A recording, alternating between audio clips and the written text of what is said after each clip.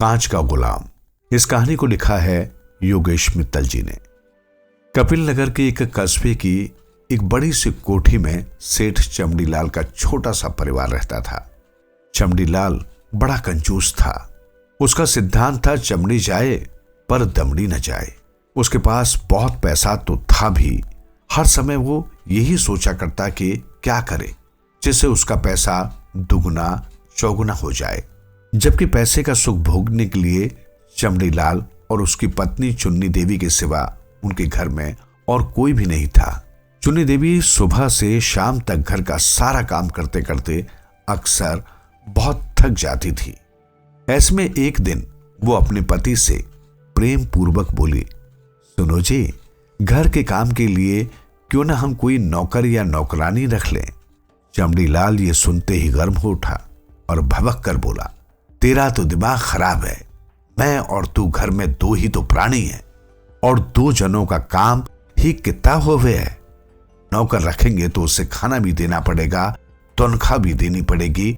हर महीने अगर 50 रुपए का भी घाटा हुआ तो साल में 600 का घाटा लगेगा और साल के 600 मतलब 10 साल के 6000, 10 साल के 6000 तो 100 साल के 60,000। भगवान, तू मेरी पत्नी है कि दुश्मन जो मेरा पैसा बर्बाद करने पर तुली है। 100 साल किसे जीना है जी। अभी तो हमारे कोई बच्चा भी नहीं है। बच्चा होगा तब भी तो खर्चा बढ़ेगा, तब भी तो खर्चा करना पड़ेगा। तब की तब देखेंगे भगवान, चमड़ीलाल ने कहा। लेकिन फिजूल ही नौकर चाकरों पर पैसा बर्बाद करने वाला मैं नहीं हूं। देखो जी, काम करते करते मेरी पीठ दर्द करने लगती है। इतना बड़ा घर है, झाड़ू पोछा लगाने में ही हालत खराब हो जाती है। चुन्नी देवी ने चमड़ीलाल से गुजारिश की। चुप कर सेठानी, चमड़ीलाल डपट कर बोला, तेरी इस नौटंकी से मैं नहीं मूर्ख बनने वाला।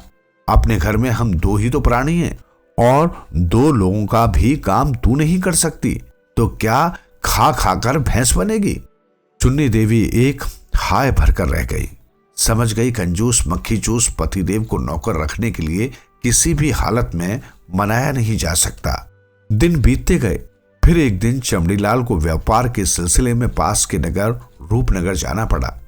जाते समय वो चुन्नी देवी से उसने कहा, भगवान, मैं आज घर वापस नहीं आऊंगा, कल शाम ढले घर लौटूंगा। चुन्नी देवी ने सोचा, पतिदेव एक दिन के लिए घर से बाहर गए हैं तो क्यों न वो अपनी इस आजादी का लाभ उठाए, अपनी समस्या का हल किसी ज्ञानी ध्यानी से पूछकर आए। कपिल नगर के सीमावर्ती क्षेत्र में उन दिनों भला स्वामी नाम का एक साधु कुटिया बनाकर रहता था, जिसकी प्रसिद्धि दूर दूर तक फैली हुई थी। चुन्नी देवी ने उस दिन खूब स्वादिष्ट भोजन व पकवान बनाए और सब सामान लेकर साधु भला स्वामी की कुटिया में पहुंची। भला स्वामी उस समय अपने शिष्यों को पढ़ा रहा था। उसने चुन्नी देवी से कुछ देर तक इंतजार करने को कहा। चुन्नी देवी वहीं दालान में पड़ी एक चारपाई पर बैठ गई। जब भला स्वामी के सभी शिष्य उस रोज की शिक्षा ग्रहण करने के बाद वहां से चले गए तो भला स्वामी ने चुन्नी देवी की चारपाई के सामने ही पड़े एक ऊंचे और भारी पत्थर पर बैठते हुए पूछा, आप किस लिए आई हैं देवी? मेरे योग्य क्या सेवा है बताइए। महाराज, मैं घर का काम करते करते बहुत थक जाती हूँ। घरेलू काम के लिए घर में एक नौकर या नौकरानी रखना चाहती हूँ, लेकिन मेरे पति बड़े कंजूस हैं। वो घर में किसी नौकर को रखने के सख्त खिलाफ है। मैं क्या करूं, कुछ भी समझ नहीं आता। भला स्वामी हंसा, फिर बोला, तुम्हारे घर में कोई बच्चा भी नहीं है ना? जी महाराज, चुन्नी देवी ने कहा। तो बेटी, तुम सही समय पर मेरे पास आई हो। आज पूर्णिमा का दिन है और पूर्णिमा की रात अक्सर बहुत सारे देवी देवता स्वर्ग से उतरकर धरती पर आते हैं। रात को तुम अपने घर की छत पर खड़े होकर चांद निकलने के बाद ईश्वर से प्रार्थना करना, भगवान तुम्हें सारी खुशियां देगा और सारी परेशानियां दूर करेगा। लेकिन महाराज, देवता स्वर्ग से उतरकर धरती पर कब और कहां आएंगे? चुन्नी देवी ने पूछा। भला स्वामी के चेहरे पर बड़ी मधुर सी मुस्कान उभर आई। रात 12 बजे के बाद वो सब तुम्हारे घर की छत पर आएंगे, लेकिन तभी जब तुम उन्हें बुलाने के लिए एक विशेष मंत्र का आह्वान करोगी, जाप करोगी। मैं वो मंत्र तुम्हें बताता हूं, लेकिन वो मंत्र तुम किसी और को नहीं बताओगी। कहते हुए भला स्वामी ने चुन्नी देवी के कान में देवताओं का आह्वान करने का एक मंत्र बताया।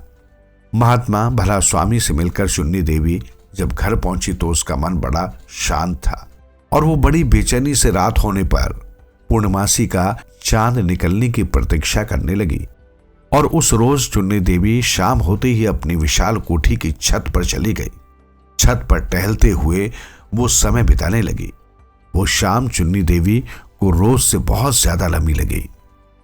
आखिरकार रात हुई तो चुन्नी देवी ने उस मंत्र का जाप करना आरंभ कर दिया जो महात्मा भला स्वामी ने उसके कान में बताया था। आसमान में पूर्णमासी का पूरा चांद उभरा और चारों ओर तेज चांदनी से रात को रोशन करने लगा। शनहे शनहे 12 बजे और फिर चुन्नी देवी की छत पर दिव्य ज्योति उभरने के साथ साथ बहुत से देवता प्रकट होने लगे। सभी देवता चुन्नी देवी की कोठी की छत पर एक दूसरे का हाथ पकड़कर घेरा बनाकर नृत्य करने लगे। तभी कोने में खड़ी चुन्नी देवी उन देवताओं के हाथों के नीचे से झुककर उनके घेरे में आ गई और छत के फर्श पर लेटकर उन्हें साष्टांग प्रणाम करने लगे। देवताओं का नृत्य रुक गया। वे सभी एक दूसरे का हाथ छोड़ चुन्नी देवी को देखने लगे।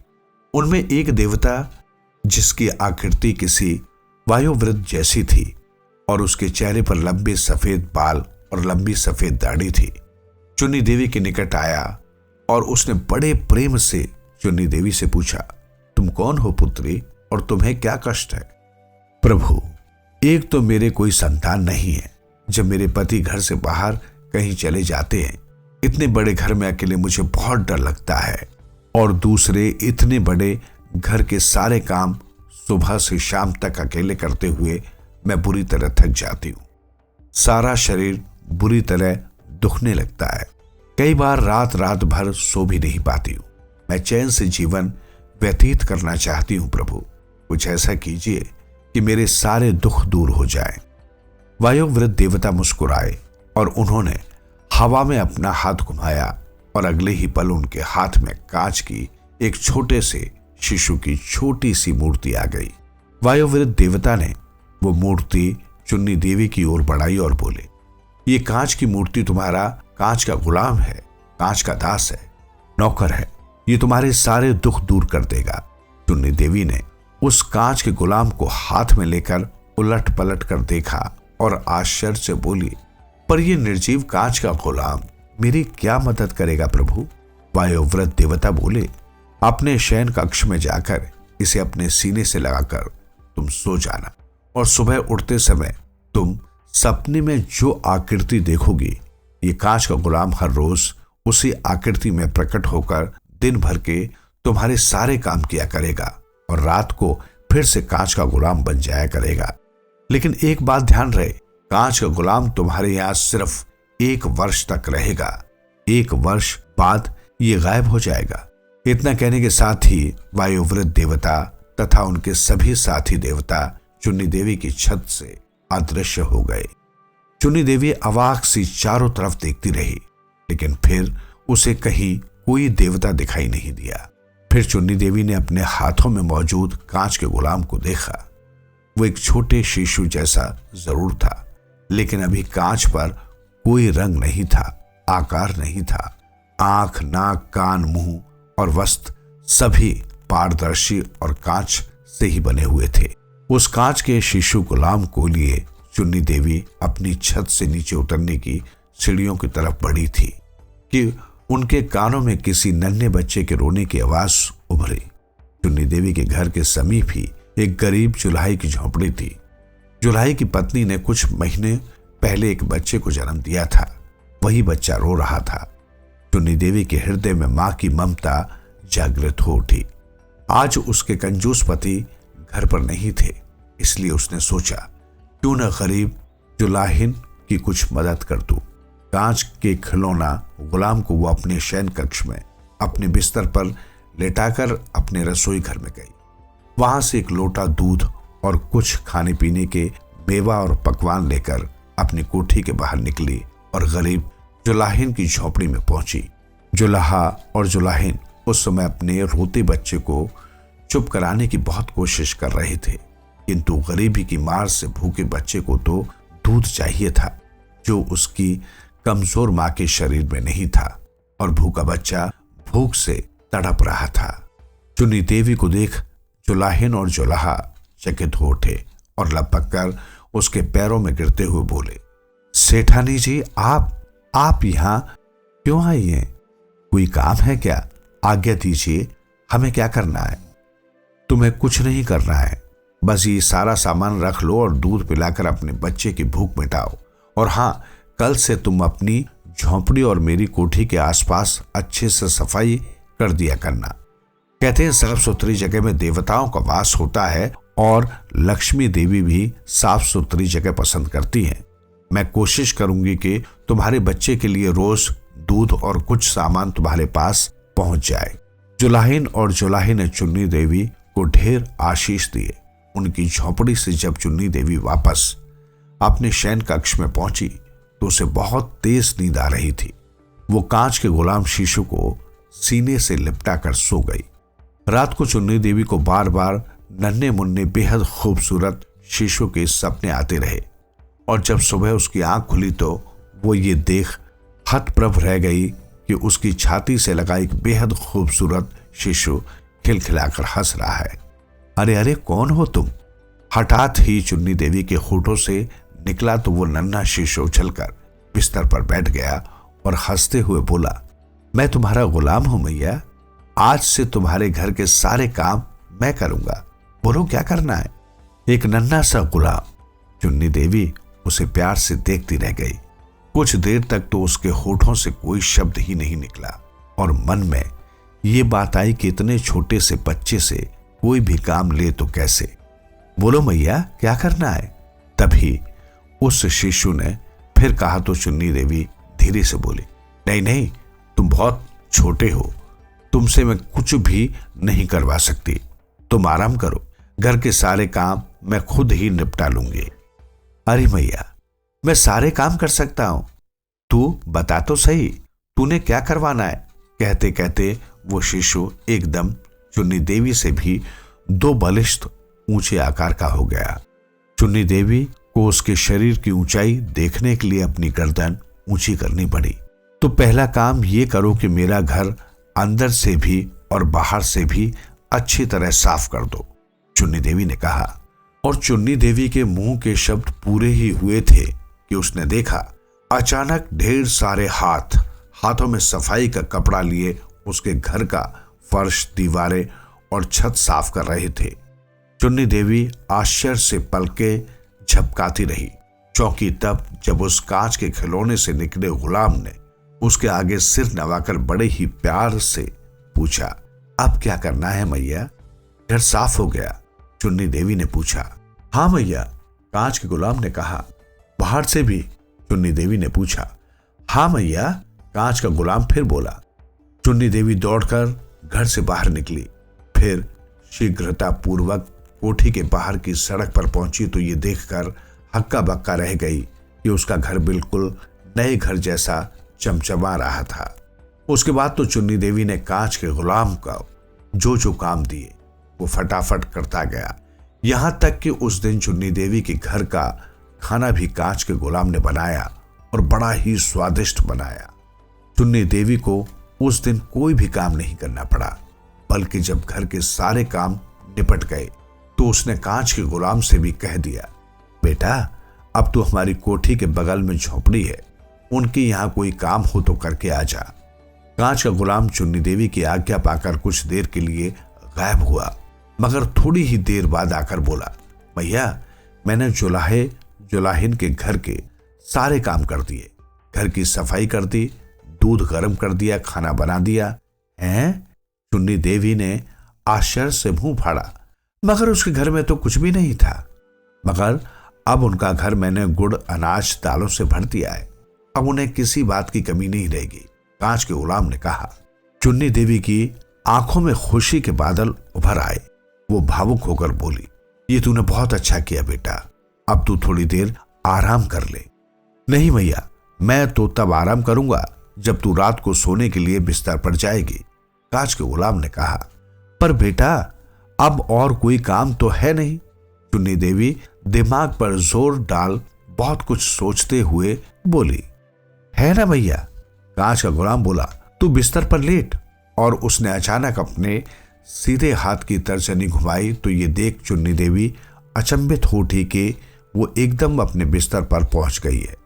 खुद को बिस्तर पर पाकर उसने अपनी नजरें फिर से ऊपर उठाई तो देखा कांच का गुलाम अचानक 5-6 साल के छोटे से बच्चे जैसा हो गया है। और इससे पहले कि चुन्नी देवी उस छोटे से बच्चे से कुछ कहती, उछलकर चुन्नी देवी के पलंग पर चढ़कर उसके पैरों में बैठ गया। फिर चुन्नी देवी के पैरों को हाथ लगाते हुए बोला, पैर दबा दूं मैया। चुन्नी देवी कांच के गुलाम को पैर दबाने के लिए मना करने वाली थी, लेकिन उसके मना करने से पहले ही कांच का गुलाम चुन्नी देवी के पैर दबाने लगा। चुन्नी देवी को उसके हाथ रुई जैसे कोमल प्रतीत हुए और उसे उन हाथों का स्पर्श इतना अच्छा लगा कि उसके होठों से कोई बोल नहीं निकला। उस पर नींद की खुमारी छा गई। वो कब गहरी नींद में सो गई उसे पता ही नहीं लगा। उसकी आंख तब खुली जब उसके कानों में कांच के गुलाम की आवाज आई, सेठ जी आने वाले हैं मैया। चुन्नी देवी तत्काल उठकर पलंग पर बैठ गई। कांच का गुलाम 5-6 साल के बच्चे के रूप में उसके पैरों में बैठा मुस्कुरा रहा था। चुन्नी देवी ने अपने शयन कक्ष की खिड़की से देखा। शाम ढल चुकी थी, अंधेरा होने ही वाला था। चुन्नी देवी पलंग से उतरकर बाहर के द्वार पर पहुंची तो अचानक 2 मजदूर जैसे व्यक्ति उसके पति को एक ठेला गाड़ी में लेटाए कोठी के बाहरी बरामदे में आ पहुंचे थे। अरे क्या हुआ इन्हें? चुन्नी देवी दौड़ती हुई बाहरी बरामदे में पहुंची और पति की हालत देख रो पड़ी। सेठ जी रूपनगर से लौट रहे थे, तभी एक गुस्साए सांड ने पीछे से सेठ जी को टक्कर मार दी। हमने वहीं पास के वैद्य जी से इनकी चोटों की मरहम पट्टी तो करवा दी है, लेकिन अब ये महीने भर तक चल फिर नहीं सकेंगे। इनके आराम का आपको बहुत ख्याल रखना होगा, एक मजदूर ने कहा। तभी ठेले पर पड़ा सेठ चमड़ीलाल उस मजदूर से बोला, भाई लोगों, मुझे मेरे कमरे तक पहुंचा दो। उन दोनों मजदूरों में से एक ताकतवर मजदूर ने सेठ चमड़ीलाल को गोद में उठाकर उसके शयन कक्ष तक पहुंचा दिया और उसके बिस्तर पर लिटा दिया। फिर वो दोनों मजदूर अपनी मजदूरी लेकर चले गए। ये क्या हाल बना लिया तुमने अपना? अब महीने भर कैसे समय बीतेगा? तुम्हारे भारी भरकम शरीर को उठाने बैठाने के लिए भी 1 या 2 नौकर की जरूरत पड़ेगी। आराम नहीं करोगे तो चोट ठीक नहीं होगी, जख्म सड़ गए तो पैर बेकार हो जाएंगे। सेठ चमड़ीलाल ने बेचारगी से चुन्नी देवी को देखा और धीरे से बोला, ठीक है, तू अड़ोस पड़ोस में किसी से बात करके 1-2 नौकर रख ले। ऐसा करती हूं, मैं घर के काम और रसोई के काम के लिए एक नौकरानी रख लेती हूं और तुम्हारी मदद के लिए एक नौकर। चुन्नी देवी ने कहा, हाँ ठीक है। चमड़ीलाल ने सहमति में हामी भरी। उसके सामने दूसरा कोई उपाय भी तो नहीं था। जब चमड़ीलाल ने नौकरों को रखने की सहमति दे दी तो कोमल हृदय की चुन्नी देवी को अपने पड़ोसी जुलाहे और जुलाहिन का ख्याल आया। चुन्नी देवी जानती थी कि उन दिनों जुलाहे के पास कपड़ा बुनने का काम बिल्कुल नहीं था और अपने परिवार के भरण पोषण के लिए वो कोई भी काम कर लेना चाहती थी। अतः वो जुलाहे की झोपड़ी में गई और जुलाहे जुलाहिन से बोली, तुम लोग हमारे पड़ोसी हो और एक पड़ोसी को दूसरे पड़ोसी के काम आना चाहिए।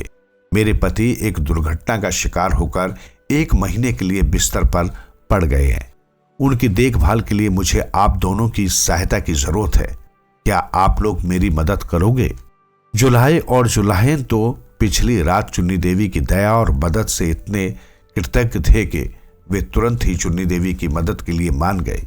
तब चुन्नी देवी ने उन्हें अपने घर आकर रहने का आमंत्रण दिया और बोली, आप लोग अगर मेरे घर के कामों और मेरे पति को संभालने में मेरी मदद करोगे तो आपके सभी खर्च हम उठाएंगे और हर महीने आपको उचित वेतन भी दिया जाएगा। आपके बच्चे का भी पूरा ख्याल रखा जाएगा।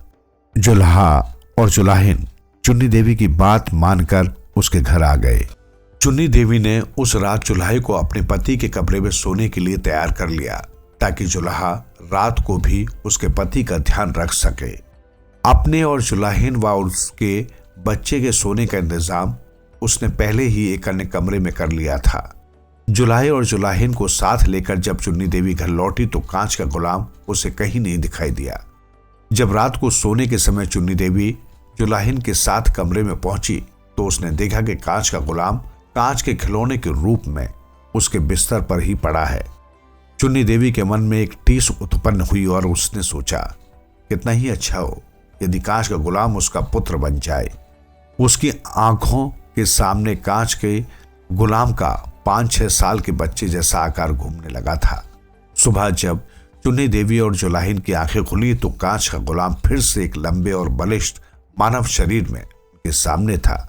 सेठ चमड़ीलाल के रोज के नित्य कार्यों में कांच का गुलाम जुलाई से भी ज्यादा चमड़ीलाल की मदद करता। उठने बैठने और चमड़ीलाल के सभी कामों में वो उसकी इतनी ज्यादा मदद करता कि चमड़ीलाल को हर वक्त वो अपने लिए जरूरी लगने लगा। चुन्नी देवी ने कांच के गुलाम को पुकारने के लिए उसका नाम गुल्लू रख दिया। चमड़ीलाल कांच के गुलाम को गुल्लू कहकर बुलाने लगा था। वक्त बीतने लगा। धीरे धीरे सेठ चमड़ीलाल पूरी तरह स्वस्थ हो गया और उस बीते हुए समय में उसे ये समझ में आ गया कि जब आपके पास ढेर सारी दौलत हो और बहुत बड़ा घर हो तो घर के कामों के लिए कई सहायकों का होना भी बहुत आवश्यक है। सेठ चमड़ीलाल कांच के गुलाम का इतना अभ्यस्त हो गया कि हर काम के लिए उसे ही आवाज दिया करता। इसी तरह पूरा 1 वर्ष व्यतीत हो गया। एक दिन सुबह उठकर चुन्नी देवी ने कांच के गुलाम को तलाश किया तो वो कहीं नजर नहीं आया।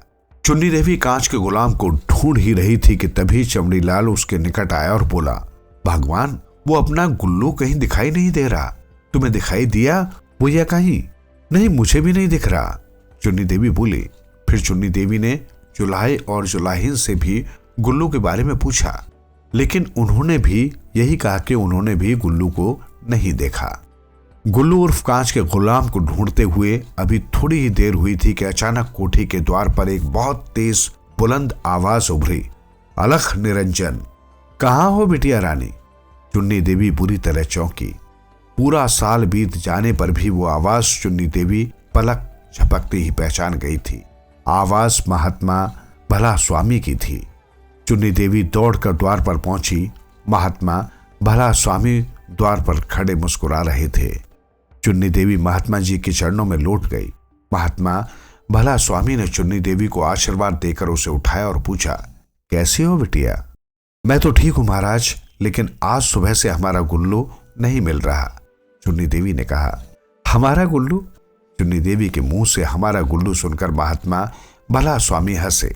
वो तुम्हारा गुल्लू नहीं था बिटिया, वो तो केवल 1 वर्ष के लिए तुम्हारी सहायता के लिए तुम्हारे यहाँ आया था। 1 वर्ष पूरा हो गया और वो चला गया। वैसे भी अब तुम्हें और तुम्हारे पति को उसकी कोई आवश्यकता नहीं रह गई थी। पर महाराज, मुझे गुल्लू अपने बेटे जैसा प्यारा था। चुन्नी देवी ने कहा, कोई बात नहीं, अब तुम बहुत जल्दी एक सुंदर से प्याले से बच्चे की मां बन जाओगी। तुम गुल्लू जैसे ही प्याले बच्चे को जन्म दोगी और फिर धीरे धीरे गुल्लू को हमेशा के लिए भूल जाओगी। महात्मा भला स्वामी ने कहा। चमड़ीलाल ने ये सुना तो खुशी से उछल पड़ा। ये आप क्या कह रहे हैं महात्मा जी? क्या मैं सचमुच पिता बनने वाला हूं? हाँ, लेकिन सेठ, एक बात अच्छी तरह समझ जाओ, तुम्हारे पास बहुत सारा पैसा है, इतना कि तुम 5-6 नौकर भी रख लो तो 100 साल तक खत्म नहीं होगा।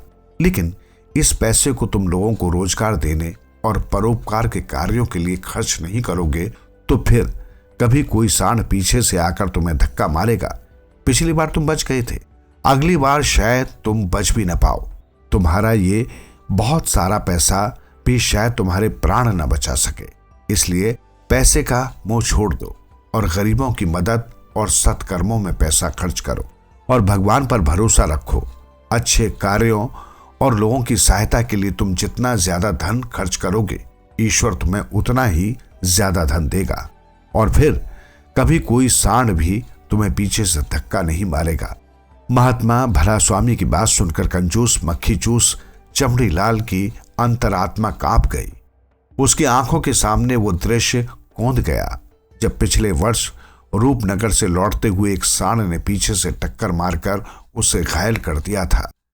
चमड़ीलाल महात्मा भला स्वामी के चरणों में गिर गया और बोला, महाराज, आपकी ये बातें मैं हमेशा याद रखूंगा और न तो कभी कंजूसी करूंगा, न ही अधिक से अधिक रुपया बचाने का लोभ लालच करूंगा।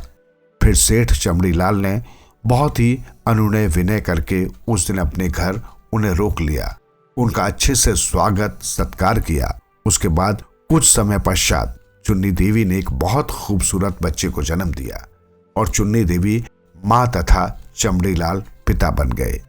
विशिष्ट बात यह थी कि चुन्नी देवी और चमड़ीलाल दोनों को ही वो बच्चा बिल्कुल कांच के गुलाम गुल्लू जैसा ही लगता था।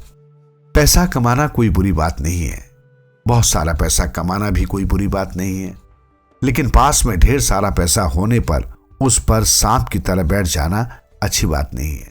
यदि आप अथाह पैसा होते हुए भी अपने आराम के लिए, जरूरतमंदों की मदद के लिए, सामाजिक हित के कार्यों के लिए, पड़ोसियों और मित्रों की मदद के लिए पैसा खर्च नहीं करते, तो एक दिन वही पैसा आपको बीमार कर देगा और संभवतः आपका अथाह पैसा आपका जीवन बचाने के भी काम ना आ सके। सेठ चमड़ीलाल को तो अंततः अकल आ गई, पर इस कहानी से सीख लेकर सभी दौलतमंदों को खर्च करने और पैसे का सदुपयोग करने की आदत अवश्य डाल लेनी चाहिए।